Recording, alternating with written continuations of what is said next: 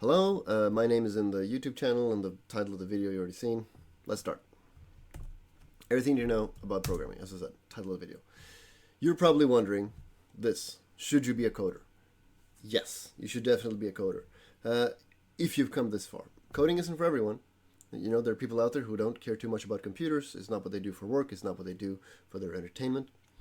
But for the rest of us, coding, even a little bit of knowledge, can make a lot of the work you do or the stuff you do at home much better, or it can be helpful for you, so to speak. It's common to be afraid. It's common to think that maybe I'm too late or whatever. No, if your goals for learning how to code is because you want a career in coding, you are absolutely at the right time. You're not too late. You're not 10 years too late. You're not too old.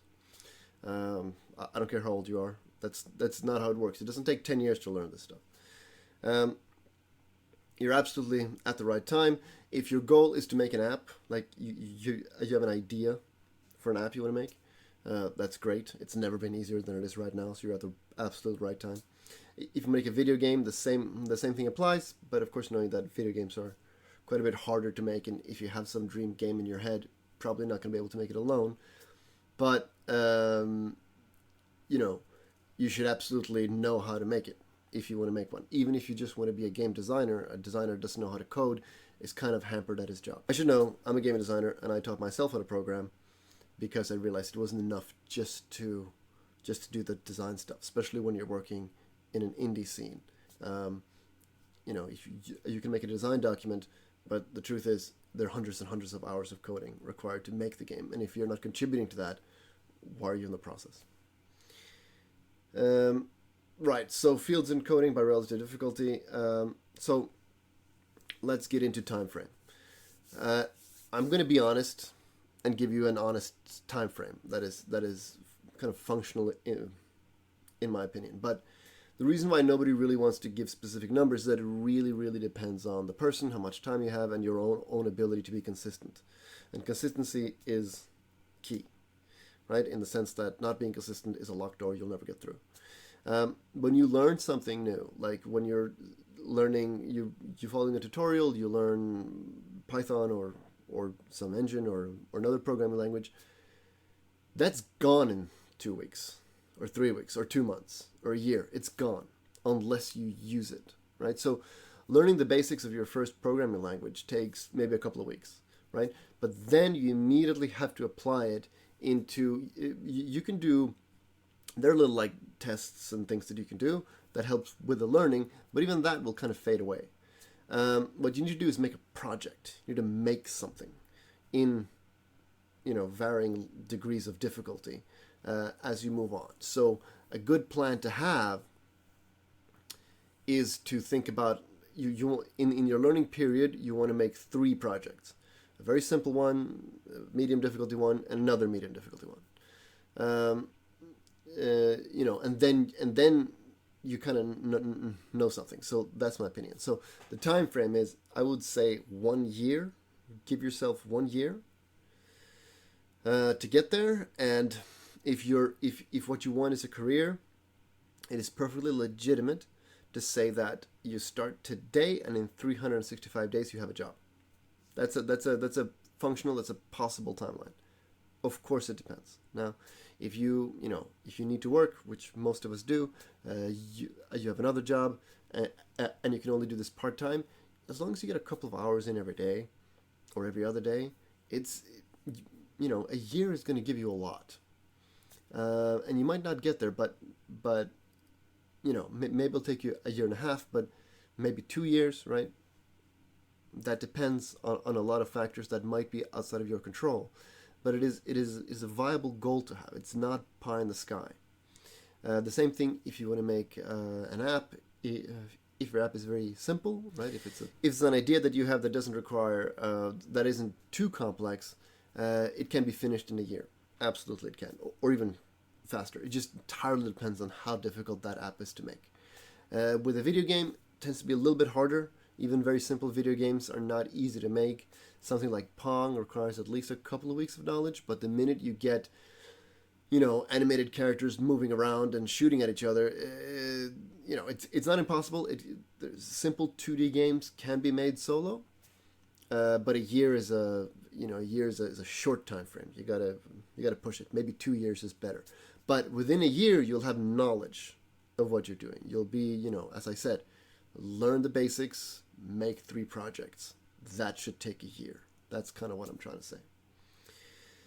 So when it comes to levels of difficulty, it really depends, right? But in generally, I would say the easiest thing that you can work with is scripting, right? So if you want to learn programming because you think that you can automate something you do at work, if you work with a lot of Excel or something like that, that's very, very viable, and that's what scripting is all about. It's just about automating stuff on the computer a little bit faster, right? The minute you start automating something on the internet, it's a bot. That's what a bot is. An automated script that does something with something on the internet, to put it like that. And there's many, many bots out there, and somebody's making these bots, and somebody's getting paid to make these bots, to make some bots. So that's a possibility, something you can dedicate yourself to. And also, bots are a lot of fun, even though they can be annoying when they're done maliciously. But most bots are not done with malicious intent. There's open source modules. I don't mean making your own thing. I mean going on a place called GitHub and looking around for other projects that you can help with. Now, it's free work, but you get to put that on your CV.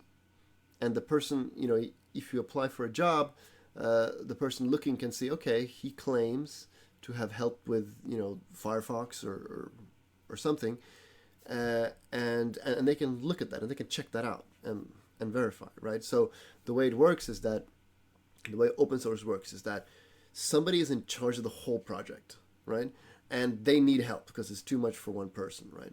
So they will divide the project into branches, and usually they'll be like branch managers, like people being in charge. And so they put up, you'll find lists of things that need fixing, or and the first person to fix it can upload a fix to a branch. You get your own branch, right? So that's the whole program with your fix. So you upload the fix, you test it, it works. Then you tell the branch manager if it's a big project, or you tell the owner, hey, I fixed it and my fix works. Then he will look at your fix, and if he approves, he'll merge it into kind of the main branch, and it'll become, it'll eventually, if it's a big project, it'll move up the branches. But if it's a small one, he'll put it in the main one, and now anybody that downloads the program is downloading your fix. Now you're a legitimate developer within that project, and that can be traced to your GitHub account. So now you have record for I did this, right? So when it comes to the big things, Firefox is open source. It's one of the biggest ones. You push a patch that gets it to Firefox, you're a Firefox developer. That's great, and it's not that difficult, because the level of things that need fixing are sometimes like documentation has to be improved. That goes very, very quickly because it's so easy, right?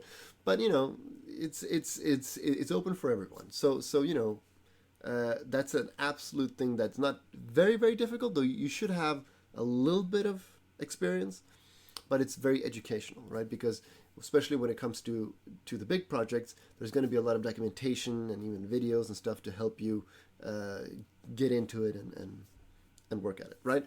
So the third thing, front and back end of the web, there's a tremendous amount of work in web.